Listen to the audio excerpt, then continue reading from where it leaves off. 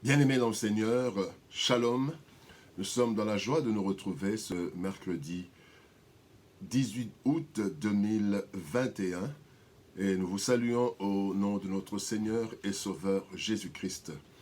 Nous allons lire un texte dans le livre de Matthieu. Matthieu au chapitre 6, nous lirons les versets 7 et 8. Matthieu 6, 7 à 8, nous lisons dans la version Louis II. En priant, ne multipliez pas de vaines paroles, comme les païens, qui s'imaginent qu'à force de paroles, ils seront exaucés. Ne leur ressemblez pas, car votre Père sait de quoi vous avez besoin, avant que vous le lui demandiez. Pour être exaucé, tel est le thème de notre méditation de ce mercredi 18 août 2021. Bien-aimés dans le Seigneur, dans la vie du chrétien, la prière occupe une place de choix. On ne peut pas parler de vie chrétienne sans prière. Celui qui prie s'attend à une réponse de Dieu et à l'exaucement de sa demande. Certaines prières sont exaucées, d'autres ne le sont pas. Et il y a plusieurs raisons à cela. Nous n'allons pas essayer de voir toutes ces raisons qui sont innombrables. Mais parmi ces raisons, il y a la qualité de la prière dans sa forme et dans son fond. Voilà pourquoi Jacques dit « Vous demandez et vous ne recevez pas, parce que vous demandez mal dans le but de satisfaire vos passions. » Jacques chapitre 4, verset 3. Bien, le texte du jour aborde ce problème de l'exaucement de la prière. Ce texte nous montre que la prière ne devrait pas être ce que la prière ne devait pas être en fait. Et ce texte nous montre aussi ce que la prière devrait être.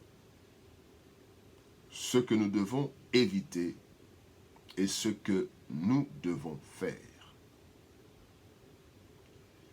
La pratique courante. Premier point. La pratique courante.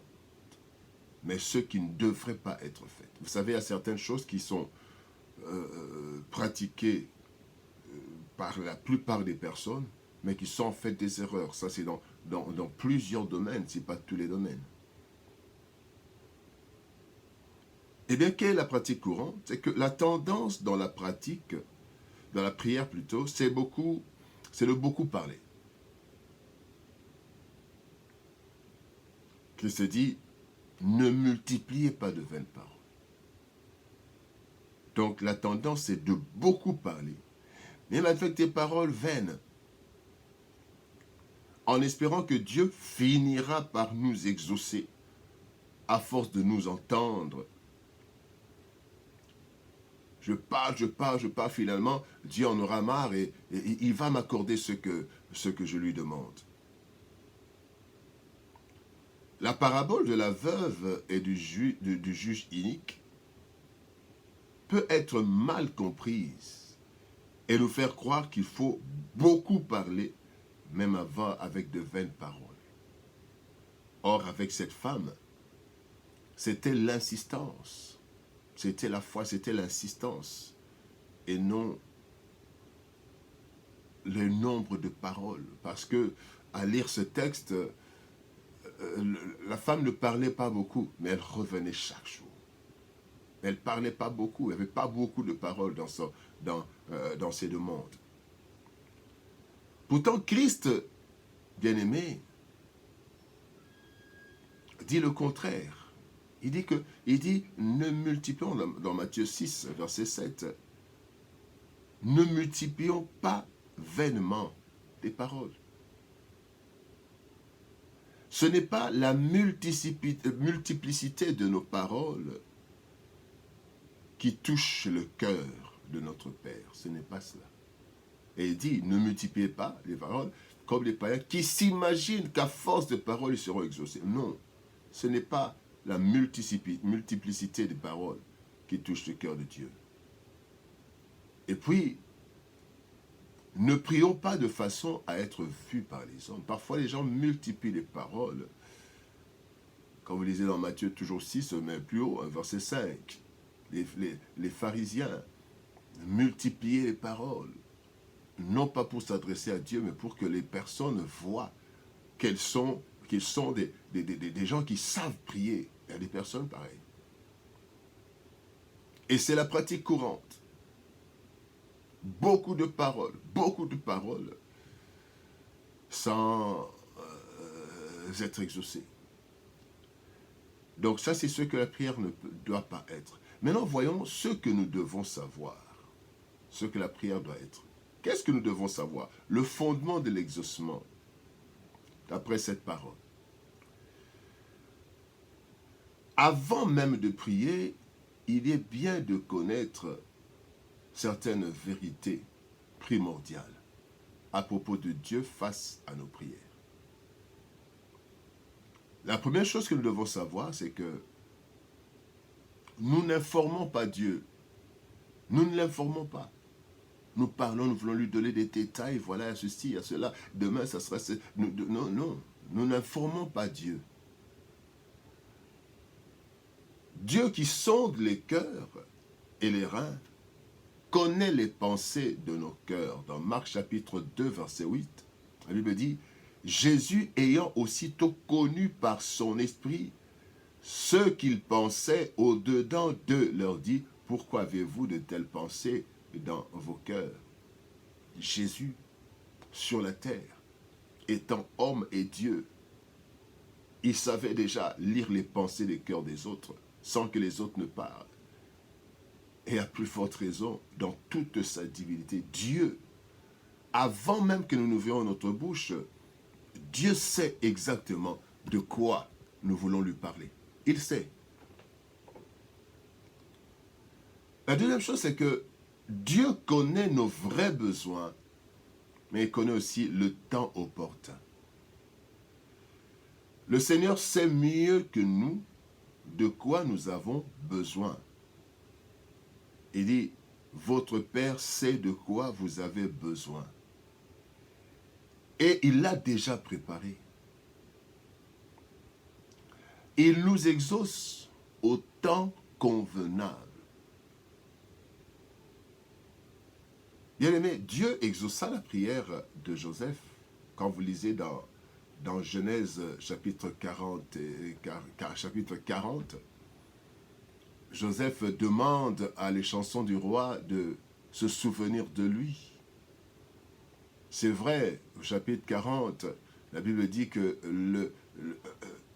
les chansons l'oublia, mais au chapitre 41, verset 1er, il est dit, « Au bout de 2 ans, Pharaon eut un songe, voici se tenait près du fleuve. » Et quand vous continuez, c'est que c'est là que Dieu avait choisi, ce moment que Dieu avait choisi pour que Joseph sorte de la prison.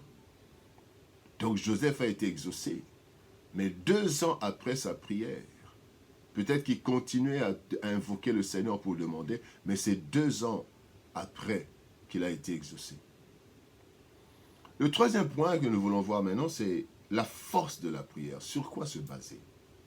Bien-aimé, la force de la prière se trouve dans notre foi, notre consécration, ainsi que la volonté de Dieu.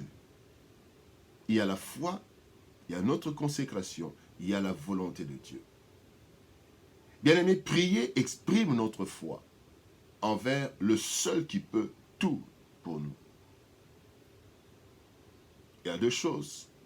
La foi et non les paroles. Dans Matthieu 15, 28, il est dit, alors Jésus dit, femme, ta foi est grande, qu'il te soit fait comme tu veux.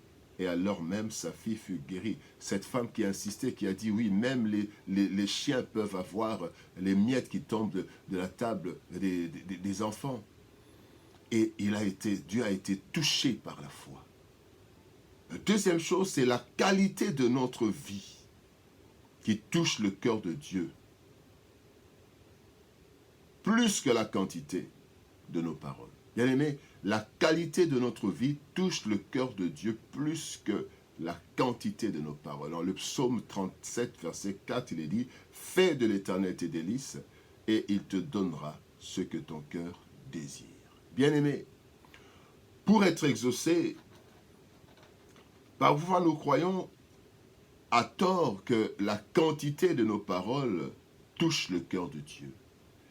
Le Seigneur nous dit qu'il n'en est pas ainsi. C'est plutôt la foi, la consécration, ainsi que la volonté de Dieu qui conditionne l'exaucement de nos prières. Nous devons donc éviter de multiplier de vaines paroles lorsque nous prions. Dieu, qui connaît nos vrais besoins ainsi que sa volonté, est disposé à nous faire du bien. Notre prière est juste l'expression de foi que le Seigneur attend de nous et il nous exaucera au temps opportun. Que Dieu nous bénisse. Shalom, au revoir et à demain.